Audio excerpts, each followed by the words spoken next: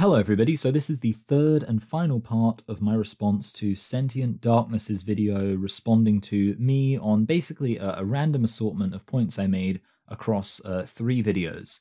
So I guess it's kind of a funny thing that Sentient Darkness took 1 hour to respond to 3 of my videos, and meanwhile I've taken 3 hours to respond to 1 of his videos. But you know, I mean, I've obviously tried to, as I said already, it was a very dense video, and therefore I've tried to address as many points as I have, and even then I've missed out points. And there have been moments where I thought, oh, you know, if I really wanted to, I could kind of get into the nitty gritty of that point and, you know, maybe quibble it or whatever else. But I thought, you know what, I'm not gonna do that. I'm gonna leave that point. But obviously I've responded to quite a few of the points, and we're going to continue that in this video. And we're going to start with a point that was actually made before the final point I addressed in the previous video, because I realized that video is getting kind of long, and I think that video is going to end up being, whatever it is I'm saying, the longest of all the videos in total, which is just how it is. I think this video might be short, but we'll see how that works out. It's not going to be if I don't jump into it now. But basically, Sentient argues that the psychological positives of hormone replacement make up for the physical side effects of hormone replacement. While it is true that there can be side effects of hormone replacement, what's yet to be shown is that these negative side effects outweigh all of the positive effects which have been shown to be experienced by trans people who want to have hormone replacement therapy and go through it. And the thing is, I actually already addressed this point way back in part 1, where the overall point I'm making is just that the physical issues that can emerge from hormone replacement therapy need to make us view transition with suspicion rather than just an uncomplicated good. You know, one of the kind of annoying things about the debate is it seems like a lot of the time people act as if we all just accepted the idea of gender identity being valid no matter what gender identity it is you claim, and we also all accepted any degree of medical transition sought out to enforce, validate, affirm, whatever else language you want to use, those gender identities. If we all did that, everything would be fine.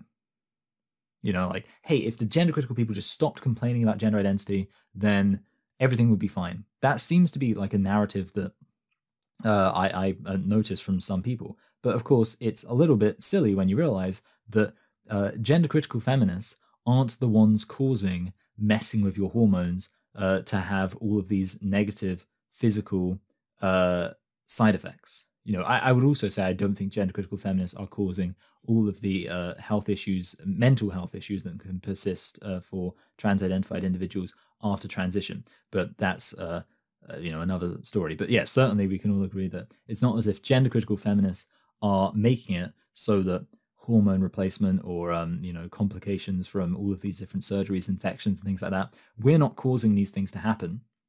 So the reality is that you can't act as if just if everybody gets on board with this program, suddenly there's not going to be lots of quite serious issues. And the fact that there are inevitably going to be some quite serious issues should make us think, well, maybe it's possible that we should at least really make an effort to reduce instances of people seeking out medical transition by perhaps tackling trans identity as an expression of some kind of problem that might be able to be solved. And that to at least, you might say, well, I don't see any reason why that's what we can do or what we might expect to be able to do, but shouldn't we at least consider it? And shouldn't we at least not attack people who suggest that's a possibility? You know, for me to say, well, actually, maybe this idea of a transgender identity is an expression of some issue with the way our society views gender, and we need to tackle that with a mind towards the possibility that transgender identity might not even be a thing if we tackled some of the underlying causes of it. But even if not completely getting rid of transgender identity, still, every single instance of transgender identity that needs to be affirmed through this medical transition carries with it risks of physical side effects. So the point is, it's not that I'm denying there's some potential positives, at least on the surface, for medical transition that might, you know, people who have transgender identities. But the point is that even those positive health issues, the reality is that the physical health issues are still going to be there as a very real possibility. So we just shouldn't view medical transition as an uncomplicated good. Now, next, Sentient disagrees with me, suggesting that this idea of gender identity or transgender identity is undermining the fact that anybody should have some kind of complicated and I guess you'd say critical feelings about their relationship to gender, because gender is something that should be challenged. Although it's true that when a trans woman says she is a woman, she is implying that her mental states are different to that of cis men, in that she wants to be treated as a typical member of the female sex, whereas cis men don't do this. In no way does this take away from the reality that all men, or nearly all men, have complex feelings about their gender expression and gender identity. And that's certainly true. Obviously, men can still have, I use the word complicated feelings just to basically say like a sense of, because it's worth noting, it's not as if, somebody like me, somebody like lots of gender critical feminists, spends all their time saying, I'm totally on board with, my sense of gender identity. I'm totally on board with this idea of myself being a man. Obviously, the reality is that we view being a man or being a woman as simply an value-neutral expression of biological reality. But all of this stuff attached to being a man, gender expression, gender stereotypes, all this stuff, we have issues with it. I have issues with it, and it's something which I'm very aware of those issues. And, what I was suggesting, of course, is that when you start saying, and obviously the biggest culprit here is non-binary, when somebody says that they're gender fluid or whatever else, because they have these kind of complicated relationships with the idea of being a man or the idea of being a woman. And a lot of the time they will even explicitly relate that to gender identity and gender stereotypes. I don't fully like the idea of wearing a dress and a skirt and things like that. Sometimes I want to wear a suit and shave my hair. So that's why I'm gender fluid. Saying all of that, I would argue that does undermine the reality that everybody has these feelings. Now, the point that Sentient tries to make is, well, sure, but you have those feelings to a lesser extent, and other people might have those feelings to a greater extent. But my issue is, why have this idea of a discrete category where it's suddenly like fundamental, the extent to which you become uncomfortable with these gendered categories and all that kind of stuff, it reaches some arbitrary point where you become fundamentally, you enter into a different category because of your feelings towards these different categories. Where it's like, well, if, obviously everybody, well, lots of men will have these various different feelings about being a man with regards to the kind of gendered expectations placed upon that. But when you reach a certain point, a tipping point, then suddenly it becomes legitimate to say that you actually are not a man. Now you're a trans woman. And my issue with that is, and this is quite a rarity, is I think that this should very obviously be on a spectrum. I mean, isn't that a kind of funny thing? The one time where I think it makes sense to put something on a spectrum, and it's not on a spectrum, because of course, everybody has, like I say, some degree, I think, of an issue with all of these different arbitrary gendered categories, all of the nonsense going on. So basically, you might say, for example, I have certain issues with it, but there might be people who have even more issues with it, particularly people who maybe aren't so stereotypically masculine. And obviously you can get maybe all the way over here, people who just really, really, everything about stereotypical masculinity, they totally repudiate, and they're actually like either totally, well, I guess you could say actually, yeah, they're totally on board with the idea of stereotypical femininity. Everything about femininity is something they want to embody. Pretty obviously, this is a spectrum, right? Like, it's pretty obviously a spectrum from, like, super masculine, really actually has no issue with it at all, is very, proud, if you like, of masculinity, all that kind of stuff, all the way over to actually really doesn't like the idea of being masculine at all, wants to be very much feminine. That's a spectrum. So I don't understand how you can then just say, at any point you could justify the idea that at a certain point, it's like, well, now, actually, we're not dealing with men anymore. We're now dealing with trans women or non-binary people. I don't think that makes sense. And I really do think it undermines the reality that everybody has this, it's the spectrum saying like, well, there is a spectrum of degree to which you're comfortable with the traditional ideas of masculinity and femininity. That makes perfect sense because it communicates that everybody has these issues. But as soon as you start saying, actually, there's this binary where it's either you're you're a cis man, in which case you're like, you're still a bit comfortable with it, or you're a trans woman, in which case you said, no, I'm not about this at all, I'm identifying out of being a man. Inserting that unnecessary, discrete category into it, or discrete distinction, just completely undermines, I think, entirely the idea that people are going to have all sorts of varying opinions about it. And I do think that it bulldozes over a very significant amount of variability. And yes, of course, I don't see how you can deny the fact that when somebody says they're non-binary and they relate that non-binariness to their discomfort with the ideas of traditional masculinity and traditional femininity, of course they're undermining the reality that everybody has those different levels of discomfort with these things. And I can totally understand why it is that butch lesbians, who have plenty of issues with kind of traditional, categories of masculinity and femininity, hear people then say, I'm non-binary, and act as if that is the kind of term that should be used to understand people who have issues with masculinity and femininity. And it's like, no, there's loads of people who have those issues who don't fit into this category. And actually that category is totally useless and just distracts from the fact that, yeah, like I say, everybody has these issues. So next, Sentient objects to my claim that the idea of being trans means nothing. But it seems pretty clear that when people talk about trans people, what is meant is how transgender is defined on the psychiatry.org website, namely, an umbrella term describing individuals whose gender identity does not align in a traditional sense with the gender identity they were assigned at birth. It may also be used to refer to a person whose gender identity is binary and not traditionally associated with that assigned at birth. How could this definition not mean anything? Now, the issue is that this definition presented, which actually, let me just go back and read it fully, an umbrella term describing individuals whose gender identity does not align in a traditional sense with the gender they were assigned at birth. It may also be used to refer to a person whose gender identity is binary and not traditionally associated with that assigned at birth. So the issue with this definition is that it doesn't mean anything still. So, okay, on the surface, just this definition on its own, you sit there and say, well, what's gender identity? Like, if you just presented me this definition in isolation, it wouldn't mean very much to me at all, because I'd be like, well, what do you mean gender identity? And what do you mean align in a traditional sense? Well, hold on, what's gender identity got to do with tradition? Gender identity is surely just like a category. There's not really any tradition to it. It's not as if there's a tradition to the fact that biological males are men and biological females are women. It's just a description of reality.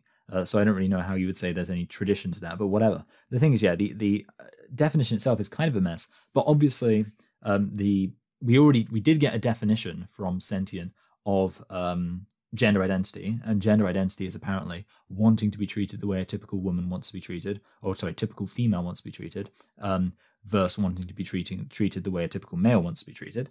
That is a definition which has obviously been explored to some degree in this series so far already. But again, no matter what, it's still a pretty nebulous definition, and it's also not a particularly, it's not a definition I've heard from that many other people. So saying like that this is your definition, which totally 100% affirms the reality that all of these people do have a tremendous amount in common, doesn't actually work when I don't think this definition is describing very much of substance at all. And I would still, at the end of this, obviously the objection I was making when I said that this transgender identity doesn't mean anything is that basically you could, when somebody tells you that they have a transgender identity, they're not really telling you anything of substance. And indeed, anybody could really identify as trans, and it wouldn't really mean anything. And obviously you can compare this to other kind of things people can identify as. If somebody identifies as a Christian, obviously, for example, it's possible they're just a cultural Christian. They don't really take it very seriously. But you can at least have a sense of, well, it pretty clearly should mean some of these things. It should mean, for example, that they take the Bible kind of seriously. It should probably mean they engage in some of the practices of being a Christian. It should mean that they believe a lot of the key Christian doctrines, like that God exists and is a Trinity and all that kind of stuff. And obviously it may be the case that you find out actually there's some areas where they disagree. Maybe say, well, I'm a Christian, but I actually don't believe in the Trinity. And at that point you could obviously explore it. But the point is, all of this is happening because there's a pretty obvious sense in which that they've told you they're a Christian should incline you towards making certain other assumptions. Like basically they've communicated information to you. The issue is when somebody tells me I'm trans, they've not communicated anything to me, because I'd sit there and go, okay, what does that mean? And I mean, the issue is, again, like if they do say they've communicated, maybe they say I'm trans and that means I'm stereotypically feminine.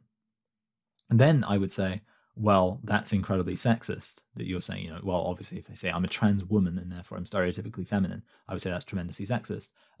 Now, obviously, if they say I'm trans and that means I want to be treated like a typical female wants to be treated, or I'm a trans woman, yeah, sorry. Sorry, trans men. Anyway, but yeah, basically, if they say that, then my response would kind of have to be, okay, again, that still sounds like it might be a little bit kind of stereotypical and sexist, but if not, I'm still not really sure what that means. Like, what do you mean, like a stereotypical or typical female wants to be treated? The only thing that should be different in terms of how you treat a female is in the identification of them as women. But obviously the entire basis for that identification is the reality of their biological sex. It's just a bit confusing. Are you telling me that you want me to pretend that you're biologically female? Because I can't do that. This is the issue, you know, and this is what I mean when I say that ultimately it's either a meaningless definition or a completely incoherent definition, and that's why I'm very comfortable saying it doesn't really mean anything. And to find out that a particular person is trans, it means nothing to me. And obviously I've made this point before about how you could have like 100 different categories, all equivalent, you know, if they were equivalent in terms of substance to trans, you could have 100 of them and you wouldn't learn any more information, because it's just, you know, this person identifies this because they identify as this. And again, sure, obviously there's an attempt in this video to attach it to a slightly more concrete concept, but even then it's still a very nebulous concept. So overall, the point I was basically making about how I don't really think that there is any meaningful commonality, or we should expect to see any meaningful commonality between trans-identified people, because actually to be trans-identified doesn't in itself mean anything, is pretty logical. But there is a more direct objection to that. King Critical would have to show that when people use the word trans, that they are meaning people with completely nothing in common, which I don't think he'd be able to do. So the thing is here, I do actually think that people who are trans or trans-identified do have something in common in practice. And I think that thing is a kind of very stereotypical conception of gender. You know, I think the reality is that there is a reason why, because obviously you would expect to find that trans-identified males, for example, would embody to some degree the costume of stereotypical femininity. But again, if that's how you're defining being trans, then you find yourself, or if that's how you're defining being a trans woman, then you find yourself in a situation where you're saying that being stereotypically feminine makes you a woman. The issue is that if you actually just take what's being said in theory, which is, hey, you know, this isn't about gender expression, this is a whole other, you know, gender expression is a whole other thing, this is just about gender identity. Well, in theory, those people shouldn't have anything substantial in common. It would not make sense for them to have something substantial in common, because anything that they have substantial in common would have to then be assuming that there is a substantial difference between men and women outside of purely biological reality, right? So yeah, that's kind of the issue. Like if you say, oh, trans women all have something in common and something substantial in common, well, okay, it's not going to be that they're all biologically female, because they're not biologically female. It's also not going to be that they all embody stereotypical femininity, because obviously transgender identity is not talking about gender expression, it's talking about identity. So actually, yeah, you know, you can't say all trans-identified males or all trans women are going to embody stereotypical femininity. So that's another substantial thing they don't have in common. The only thing that's left for them to have in common, if we're not talking about, you know, stereotypical femininity, which is what it means to be a woman outside of pure biological reality, then you then have to say, well, it's about the fact they identify as women. But that's not a substantial thing. That's just a word they call themselves. And again, you find yourself back in the situation where it's just an empty identity, where you could have 100 different words they will call themselves, and it still doesn't mean they have anything meaningful in common. So the point is, just to clarify, I'm not saying that trans-identified people don't have anything in common. I do think they have something in common, because I think that they buy into this idea that there is something to be a woman beyond biological reality, but not so nebulous and abstract as just pure gender identity, a word you call yourself. But that's a problem, because that's sexism, to say that, being a woman should be the way you feel, the way you behave, the views you have, the outfits you wear, whatever else. To say a woman means anything like that is sexist. But the issue is, that's not what, in theory, transgender identity means, apparently. Apparently, transgender identity means something else. And that's where my confusion arises. A disconnect between what I'm told, because I do agree that it does seem like trans-identified males tend to have things in common. But according to the actual definition of transgender identity, as just literally you identify as this because you identify as this, that would seem to suggest these people shouldn't have anything in common. So that's the issue I have. It's kind of a disconnect between the technical definition that I'm told by people, which does admittedly differ from the definition that sentient is given, but that seems to just be true, that sentience definition is not a definition I've seen that common.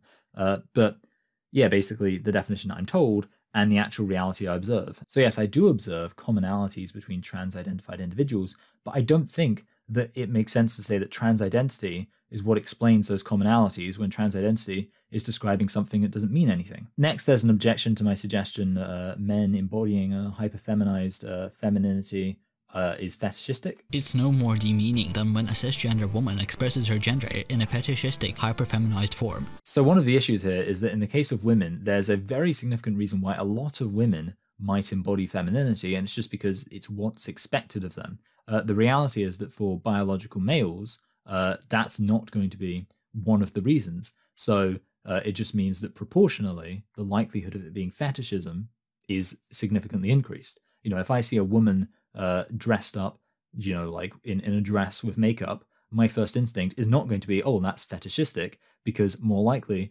that's just how she thinks, looks good or whatever else, because of having been raised in a society where there's a certain standard for feminine beauty. But if I see an obvious biological male like that, it's just much more likely that that is actually happening because of a fetish, because it's obviously the main, think about it, the number one reason why you would explain why women are doing this can't possibly apply to men or biological males. The number one reason why a biological female is doing this is because she was a biological female, therefore she was identified as a woman, therefore she was told to embody typical femininity. A biological male was identified as a man and told, to the extent he was told anything, to embody stereotypical masculinity. So to see a biological male clearly now trying to embody femininity, the explanation that it's just because that's what they were told to do doesn't work, and yet that's the main explanation for why a woman would do this. Now, there's another issue, which is so that's kind of covering why the main reason women embody femininity does not apply to men, and therefore it's just obvious that in the case of a woman, it's far less likely to be fetishistic, because there's a much more overwhelmingly likely reason why she's actually embodying femininity.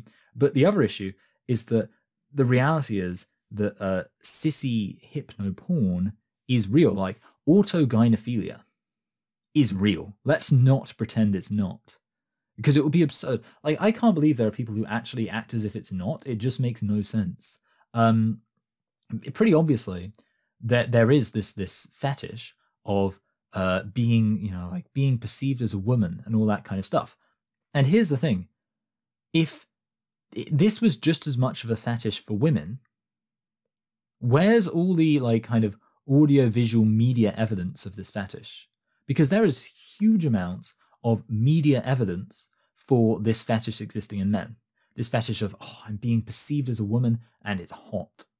It's sexy that I'm imagining myself as a woman. Yeah, there's no shortage of this media which is saying, oh, look, this man's been turned into a woman. This man's become a little sissy for this person. Isn't that hot? No shortage of it. If we're to believe that there's any, to buy into this idea of, well, maybe when women are hyperfeminine, it's just as much of a fetish. You would have to think, surely there'd be some kind of evidence for this fetish amongst women, somewhere. Like, evidence that they actually get off on this idea. So where is all of the pornography that's like, oh, women, imagine yourself as women? I would suspect one of the reasons this is not very likely to exist is because for women, that their women's just reality. Like, it doesn't really make sense to be like, oh, isn't it so hot I'm a woman? For the same reason, there's not really any pornography that's like, isn't it so hot I'm a man? For men, or for women, by the way.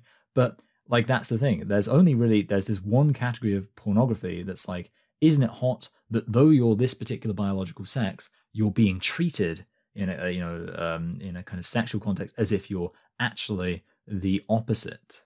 Isn't that a hot idea? It only exists for this one particular biological males liking the idea of being women. So the evidence that the fetish is there is pretty obvious. I don't see why you wouldn't think, well, yes, okay, actually, if you do see a biological male dressed up in a hyper-feminized way that's clearly quite sexual, that's probably got something to do with this well-documented fetish that exists. Now, the thing is, there is one slight equivalent, which I will now recognize. And I suppose if it's got a name, it would be the bimbo fetish. And, I know that, to varying extents, I think it exists. And obviously, I think it's a fetish that is principally propped up by men. But there are women who indulge in it. There are women who get off on the idea of becoming, the perfect bimbo, and getting all of this surgery, whatever else. It's a thing. It exists. And again, it's not the kind of thing which I'm like, I'm not an expert on all of these fetishes and things like that, but I know it's a real thing. Now I do actually know that there are even some trans-identified males who basically also have the bimbo fetish thing going on. So it's not just women, but it is actually also undeniably some women who have this genuine fetish of, I'm going to be a bimbo and I'm just going to be like super sexualized. I'm going to get breast implants, lip fillers, do loads of makeup, dye my hair bleach blonde, get off on the idea of being perceived as not very intelligent, things like that. Now, so I'm acknowledging that is a fetish. But significantly, by the way, first of all, I need to point out, it's a rare fetish, and it's not as if every woman who ever puts on some makeup can be, we could think, oh, that's the bimbo fetish. Whereas obviously with biological males, the reality is that putting on any makeup at all, that's already going a little bit beyond what's typical of your average biological male, and it can immediately give you a reason to suspect maybe this is autogynephilia. Whereas, of course, like I say, for women, there's a much more obvious reason why they're putting on makeup beyond some kind of obscure fetish. But it's worth noting that this is, of course, demeaning towards women. One of the points was made was that it's sure, a biological male embodying like typical hyperfemininity, that's demeaning to women, but surely when women do this, it's demeaning to women too. And yes, it's definitely true that when a woman indulges in the bimbo fetish, that's demeaning to women. It's pretty obvious that is undeniably demeaning to women.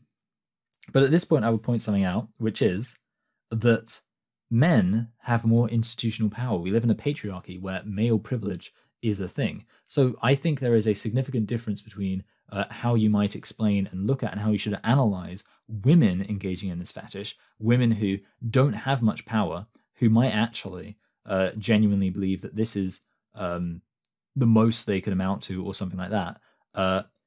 The reality is that this is a fetish, but, and obviously, for example, there's also race play. That's a fetish. The idea of women and also men, but again, we'll focus on women getting off on, so if they're non-white women, getting off on the idea of white men being, in charge and all that kind of stuff.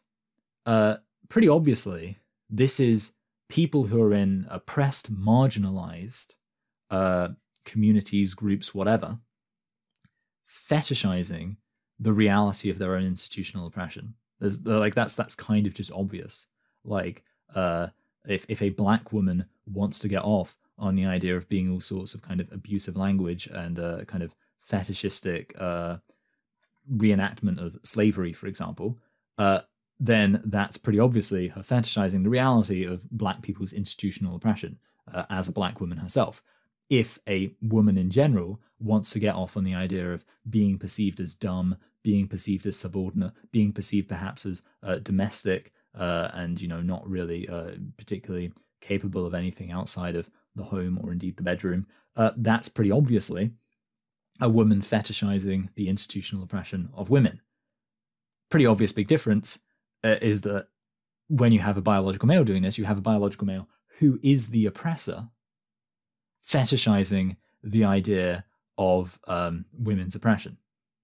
That's a pretty significant difference between a woman fetishizing the idea of women's oppression, which is pretty obviously much more about kind of internalized misogyny, versus a biological male being like, oh, I want to get off on the idea of women being, you know, hyper-feminine, hypersexualized, all that kind of stuff. And again, I should point out, because this is nearly always a useful thing to do, that if you compared this to race, and I already kind of compared it to race, but just like on the stereotype point, if a black person acts out a racial stereotype, you can say, okay, that's a thing you've done, but you can obviously, I mean, okay, first of all, one, you could explain it by the fact that stereotypes exist for a reason. Maybe this black person genuinely is, like, that's actually a genuine character attribute they have. Like, maybe a black person really likes watermelon and fried chicken, for example. Certainly, you know, who can really blame them? It's pretty tasty. But, you know, obviously, whatever other kind of stereotype, you know, it could be a Jewish person who just actually really wants to work in, you know, with money in the banking sector or accounting or something like that. But also, I mean, if they act out a stereotype, even in a way where it really seems like they're going above and beyond, you can then say, well, that's a bit weird, but you probably wouldn't criticize it. You know, if a black person like acts out this full on, like, really offensive stereotype of black people, you'd be like, what's happening there? You know, you'd be confused. You'd be like, okay, this is a weird thing for this person to be doing, but you wouldn't be like morally outraged by it, because you'd be like, well, it's a black person doing this. Like, it's weird, it's strange, but, you know, it's clearly, it's not exactly malicious, because it would be, you know, malicious against themselves. Obviously, you shouldn't need me to tell you that if a non-Jewish person starts identifying themselves as a Jew, changing their name to a typical Jewish name, and then starts working in the banking sector or the accounting sector, that becomes something where you'd be like, oh, that's like, that becomes much more obviously subject to criticism. If a white person who's, you know, just like been eating their grilled chicken mayo all the time, suddenly decides that they're a black person, becomes transracial, and then starts eating all fried chicken for every single meal, you'd say, okay, that's not all right. That suggests like racism. That's basically just living out racism in front of me. And of course, if a white person starts acting out some kind of really insane, intense, offensive racial stereotype, whereas with a black person, if they did that, you'd be like, you'd be confused about what are they doing. If a white person did that, you would be genuinely, sincerely offended. So again, I think that makes sense of race. I don't see why you wouldn't say the exact same thing with biological sex, where if a woman's doing any of these things, either she's just doing them because, sure, she's a woman and maybe that's just how she's been raised, that's what's expected of her. It might kind of derive from like genuinely parts of how she was brought up.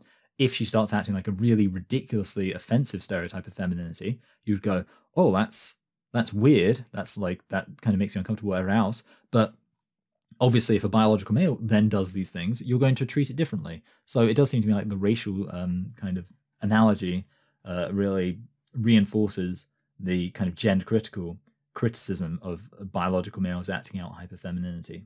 But on the subject of hyperfemininity, next there's an objection to me kind of saying that Jessie Gender basically isn't critical of gender. In the same way, Jessie Gender can say that she is a trans woman, in that she wants to be treated like a typical member of the female sex wants to be treated, while disagreeing with some, or even a lot of gender stereotypes. So basically, I already kind of touched on this in my response to Lily Alexandre, where I pretty much realized that, because I was like very confused, because Lily Alexandre kept saying, I'm very critical of gender. I don't like gender at all, blah, blah, blah. But then at the same time, constantly like returning back to gender as like a good thing, being like, I love my gender, blah, blah, blah. And I was like, what's happening here? And what I realized is that Lily Alexandre and other trans-identified people, they aren't against gender as like a way of people defining themselves or a category people define themselves in relation to. Rather, they're just critical of gender as like this rigidly enforced thing. They're against gender as like this thing with very strict rules. But actually, the idea of people defining themselves in relation to femininity and masculinity, they're totally on board with that. And the gender critical objection is actually like this entire idea of gender is just unnecessary and unhelpful. And it's like, you can dress how you like, you can act how you like, you can look how you like, you can do whatever you like. But why are you making that all gendered? Why are you attaching it to this unnecessary idea? You know, it's like, okay, I decide I want to wear a dress or whatever else. You know, I decide this, I decide that. Why do I ever feel the need to say, and this makes me, you know, have this particular relationship to masculinity or femininity and define myself with reference to that? That just seems like it's unnecessary, especially considering the fact that traditional masculinity and femininity are ideas that have a history in harmful patriarchal oppression of women. You know, these aren't nice, fun little accessory ideas to keep around. These are ideas to be opposed, regardless of, you know, these aren't ideas that you should just be like, oh, let's kind of free it up a bit, make it so, you know, a little bit more pick and mix. No, we don't need these ideas at all. So basically, I agree that Jessie Gender is clearly critical of the idea of gender as like very strict masculinity, femininity, you know, and assigning those to men and women very strictly. But it's pretty clear that Jessie Gender likes the idea of gender, wants to embody femininity, and likes the idea of femininity as a concept to attach themselves to. And the only objection is to this idea that, you know, there should be any expectation of not doing that. Whereas the gender critical position would be, no, Jessie Gender can do all of these things, but not to try to form some kind of relationship to this idea of femininity, because femininity is a harmful idea. People shouldn't be going out of their way to try to express femininity. So that's kind of the difference in terms of how gender critical people think of, you know, like, well, what it means to be gender critical. But next, Sentient tries to argue that gender critical people aren't actually gender critical. It is as much of a stereotype in my eyes to say that someone of the male sex has to be a man as it is to say that members of the male sex, or all men, must be masculine, which would make the claim that you're gender critical false. Okay, so this is a bizarre claim, because it's suggesting that words that contain no description of behavior or sentiment can be stereotypes. And the reality is, if one simply takes being a man as being biologically male, which I think is a perfectly reasonable way to understand the word man, then saying that a biological male is a man, far from being a stereotype, is quite simply a truism. You know, it's as much of a truism as to say that all theists believe in God. And like, how absurd would it be? You know, if you're going to say that definitions are stereotypes, and simply restating a definition as a stereotype, then you're basically arguing that words shouldn't mean anything. You know? If you're going to say it's a stereotype to say all theists should believe in God, what's the alternative? That we just ignore the fact that that's what theist means? The reality is that it's not a stereotype to just say, this is what this word means. And yeah, quite simply, it's not a stereotype. And again, you know, it's just so easy to do. Consider race. Is it a stereotype to say that black people have dark skin pigmentation? Is that a stereotype? Or is that just one of the defining attributes of being black?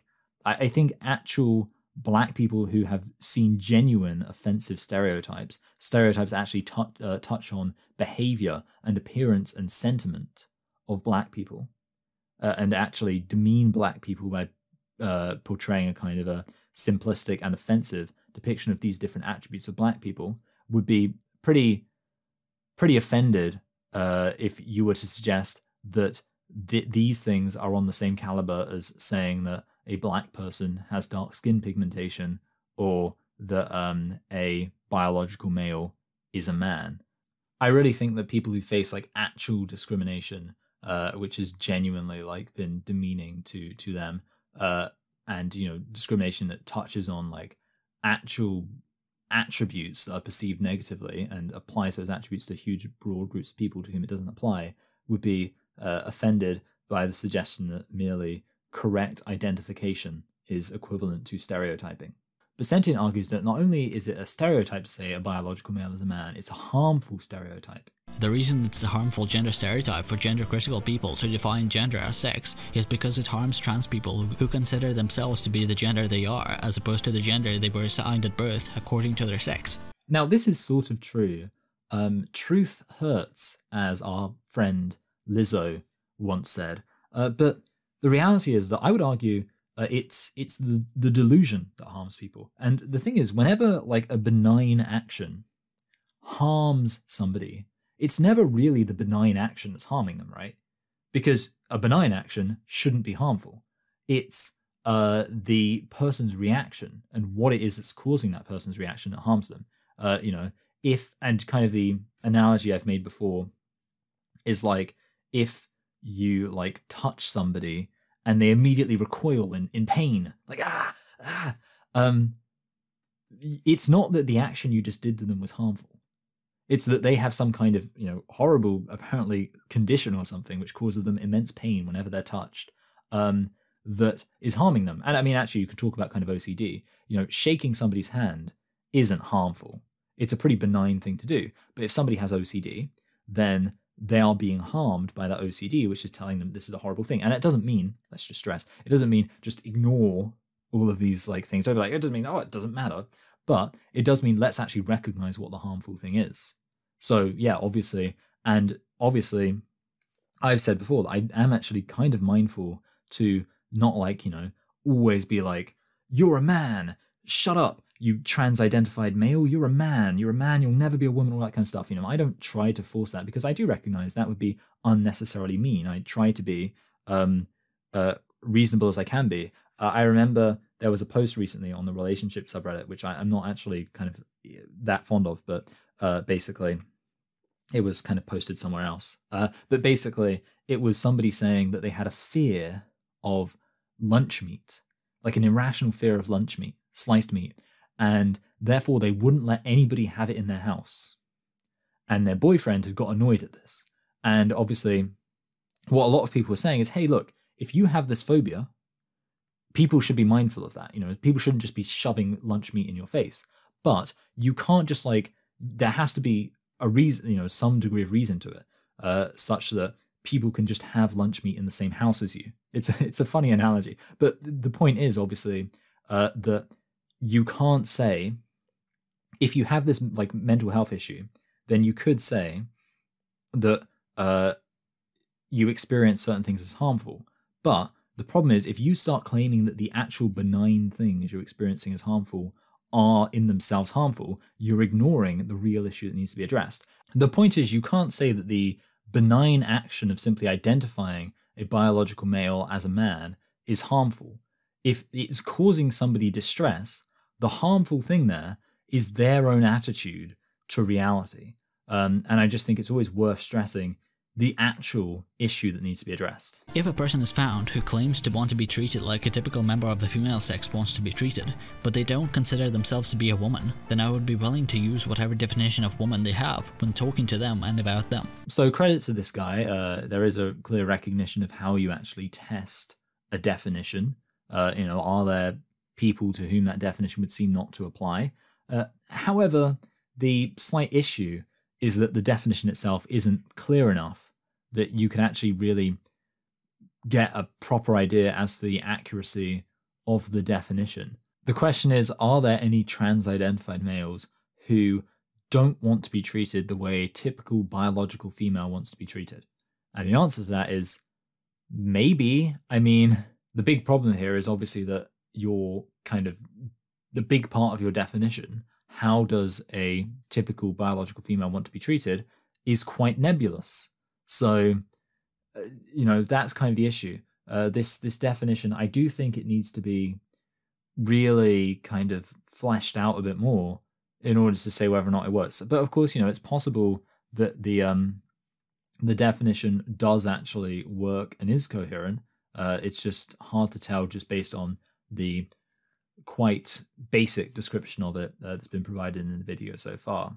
Now, next, Sentient argues that I've misrepresented Jessie gender by getting an argument kind of the wrong way round in terms of how it was presented. But she still acts in a way which makes society perceive her as more of a woman.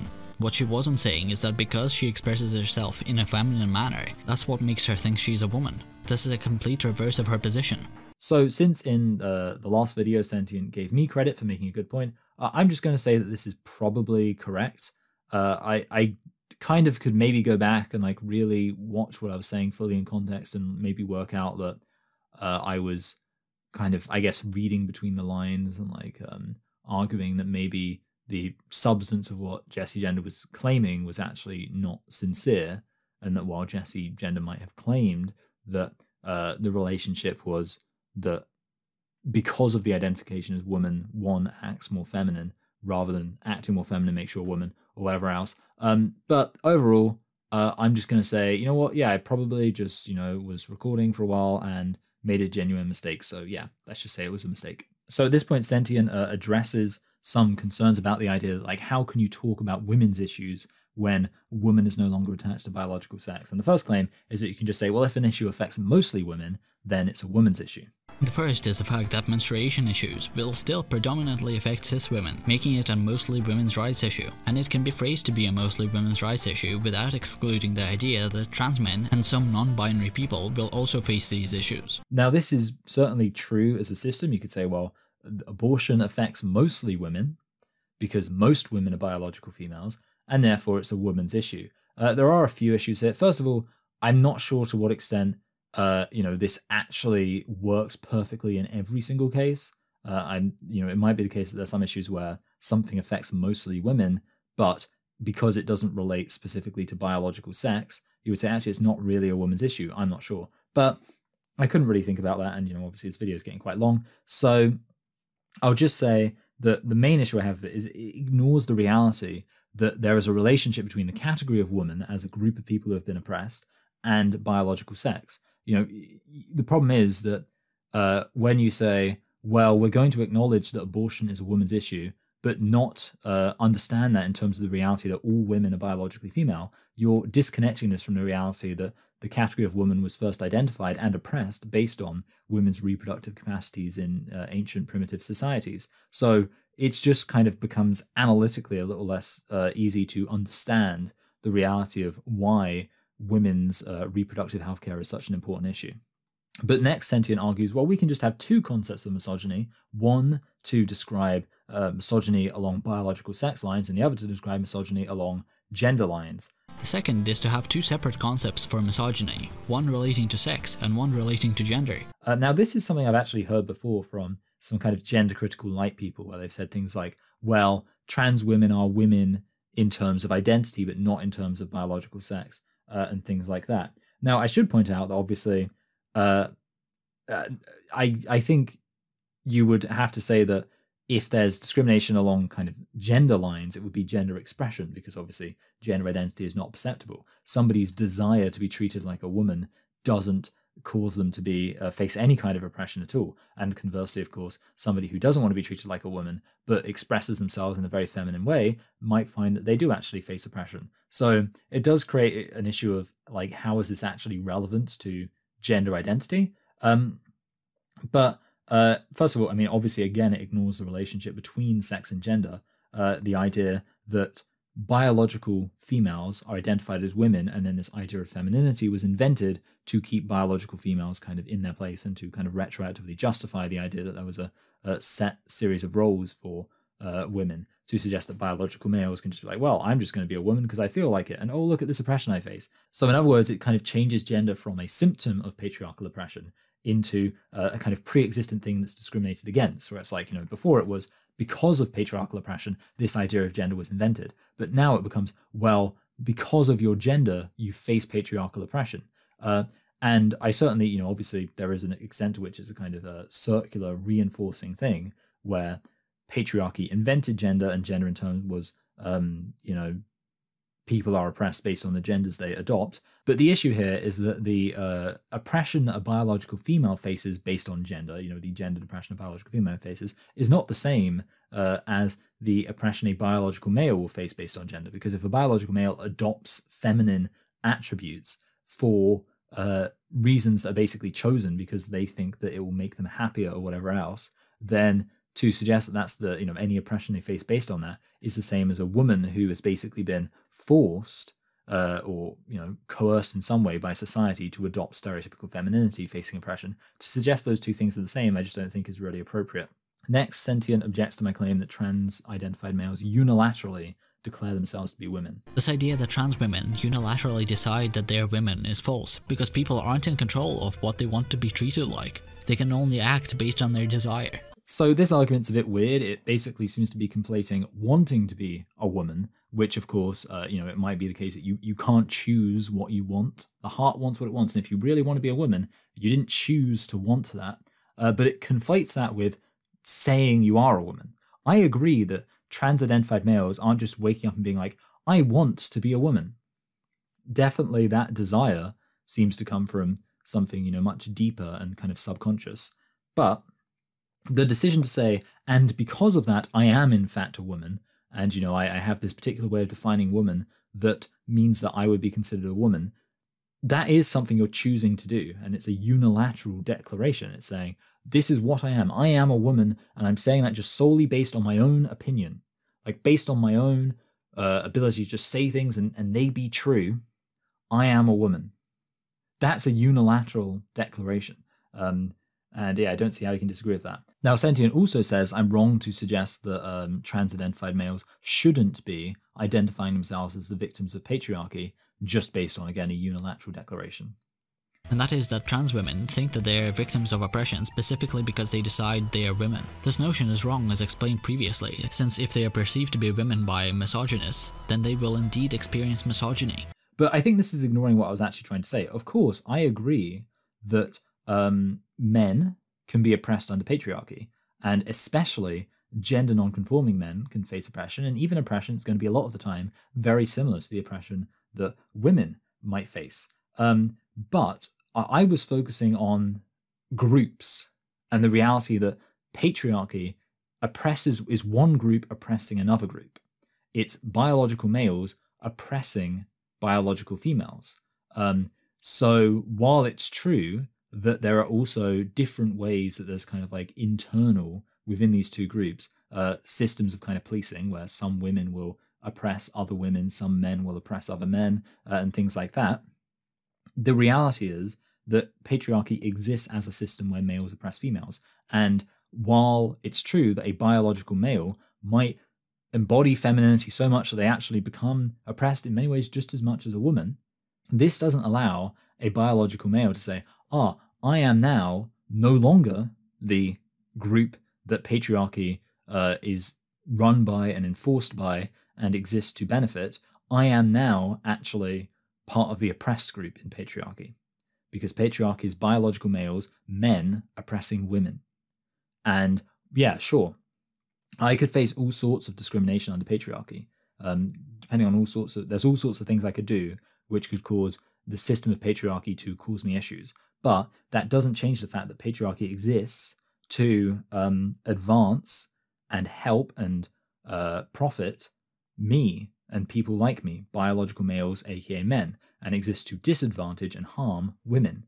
And I can't at any point say, I am no longer a man, the advantaged class under patriarchy. I'm now a woman, the disadvantaged class under patriarchy. So yeah, really, I think the big distinction there was just not understanding that my focus was on groups and the relevant groups that have power under different forms of systemic oppression. Next, Sentient defends Jessie gender, focusing on the emotional reasons why somebody might be gender critical.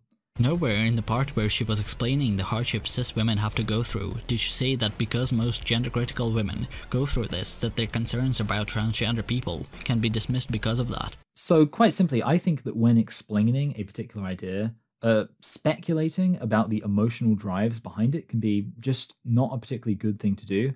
You're making it seem as if the people you're arguing against are driven by emotion.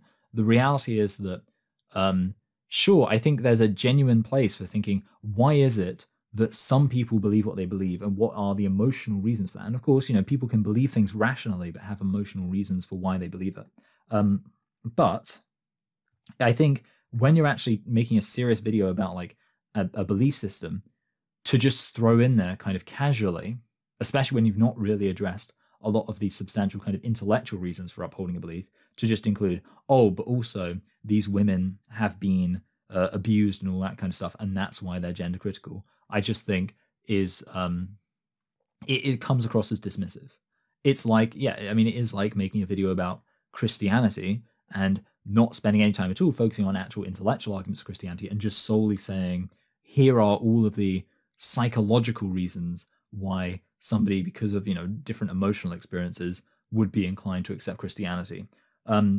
That's a fine thing to do, but it does come across as dismissive, and I think it will rub people the wrong way. Next, Sentient responds to me, being kind of critical of the idea that trans-identified people don't seem to want to defend their positions in debates, by saying, but obviously there's a risk for trans-identified people losing a debate. Maybe there's a serious risk for them to get into debates about themselves, since if they are perceived as losing a debate, even if they happen to be correct, they can expect to face even more oppression in virtue of the fact that they are trans. And I've always found this response kind of weird, because that there's a greater risk for you losing, it doesn't excuse you hiding your ideas from being questioned. The reality is that if you think, well, it would be bad if we lose, well, okay, but that's not a reason not to face open debate. There's lots of people who, you think about like politics, people really care about the idea that their politics are good for society. And I think that politics has the potential to cause great harm and also alleviate great harm. And that certainly I believe that correct ideas have an advantage. But it would be absurd based on that to say like, well, I can't debate the correctness of my political beliefs because the stakes are too high. And that's basically what trans-identified people are doing. They're saying, well, I can't debate my gender identity because the stakes are too high. Now, I could also quibble the idea that like the stakes are high. It's like, well, look, anything that happens is something you're basically choosing. Nobody, like the idea that an intellectual objection to you claiming to be you claim to be a woman when you're biologically male is going to harm you. I just don't think it makes much sense. And of course, there's the fact that in this debate, biological females are being harmed too, because obviously, biological females lose rights when their spaces are taken away and stuff like that, and yet they still choose to debate these issues because they recognize that they need to debate these issues because the stakes are so high. The reality is that the only reason why trans-identified individuals have the advantage of being like, well, I don't want to debate this because the stakes are too high, is because in this current situation where these things aren't being debated, they have a huge amount of power. And this leads me to the final objection of Sentient. How can trans and trans-supportive people ever be considered to have more power when they are so disproportionately oppressed and discriminated against? So the claim is that trans people don't actually have that much power because of all this discrimination they face. But as I've already touched on just then, if they don't have all of this power, why do they seem so reluctant to lose their power, if you get what I'm saying? Like, here's the thing. If they don't want to enter into a debate because it could potentially change things, it must imply that they're actually quite happy with the status quo. If you think about it, for example, gender-critical feminists aren't happy with the status quo, and that's why we want to have these debates, to change things, because debates can change things. But trans-identified people, they're not like, oh, we need to get our ideas out there. We need to convince people. So we need to have we need to have debates where we get all of our ideas out there. Instead, they're like, nah, we'll just stay here. We'll just do whatever. We're fine. Doesn't that imply a degree of contentment with the status quo? And it's not surprising when you think about it, because obviously in the UK, trans-identified people are murdered at a lower rate than the average member of the population. And ultimately, there really isn't much discrimination faced by these people, and they have a huge advantage. What greater privilege is there than literally having people change their whole understanding of reality to accommodate you, being forced to change their whole understanding? That's a huge amount of power. But I obviously want to stress, I'm not denying that there are some trans-identified people who do face genuine oppression, but the point is there are a huge number of trans-identified people at the top who are pushing this idea down. I mean, obviously trans identity, very popular in academia, very popular in the media, very popular in politics. You know, there are many political parties that are just kicking people out for questioning the validity of transgender identity. These all speak to huge amounts of institutional power. And of course, there is power that is not there. There's power that is missing for lots of, for example, poorer trans-identified people. But the reality is that this idea, this ideology, has a huge amount of power over society. And I think that's kind of the key thing to stress. Obviously, you know, does individual, random trans person have huge amounts of power? Maybe not. Does this ideology have huge amounts of power? Yes, it certainly does, and certainly a lot more power than gender critical ideas. So yeah, that's it. It does have significant amounts of power. So that's the end of the video, and I managed to finish it within daylight, which is fantastic. I'll even go for a cycle after I stop recording this, because yeah, it's daylight. It's a lovely day. I've been enjoying things. Days are getting slightly longer, which is nice. And I mean, the kind of cool thing about being away over Christmas is, man, I wasn't recording any videos during the deepest, darkest times. So yeah, basically all done. That's the end. It was, you know, I mean, the thing is that the video was kind of like all over the place, which is not necessarily a bad thing, you know, but it just meant it was kind of like jumping all over the place for me and like responding to each individual thing. And overall, I'd say I hope you enjoyed. And, you know, obviously it was fun to be able to kind of produce some content. Anyway, I do want to head out soon to go enjoy the last of the daylight, get a decent cycle ride done, because I didn't do one yesterday. And, you know, I do like to get that regular exercise. So I'll just say thank you for watching. Please do like if you liked, subscribe if you want to subscribe, share, comment, all of that stuff. Check me out on Twitter. And if you look in the comments below, you will find a link to Gilded. And my Gilded is, I honestly, I think I very much prefer it to Discord. I think that it's actually just, I don't know why, I just think it's, maybe it's just because I have a negative association with Discord because of one, getting banned, and like then not getting any customer service at all. And apparently some other like gender critical people have got banned. But also the fact that when I had Discord, it was like slowing down my old computer so much. Whereas now I've got a new computer, it's faster, I can just have Discord open all the time. And yeah, definitely going to be delivering on the kind of Patreon Discord goals, or like Discord benefits, or, you know, Gilded benefits now. So yeah, if you want to check out Patreon, then yeah, you can, and it's really appreciated. And yeah, you will actually, not only do you get the satisfaction of helping out the channel, but now it will mean you get some certain benefits in terms of like chatting with me on Gilded. You know, do a voice chat on Sundays for patrons who give £5. But apart from that, I'll just say that, you know, in general, if you give them Patreon, it's really appreciated. And if you don't want to give £5, just give £1.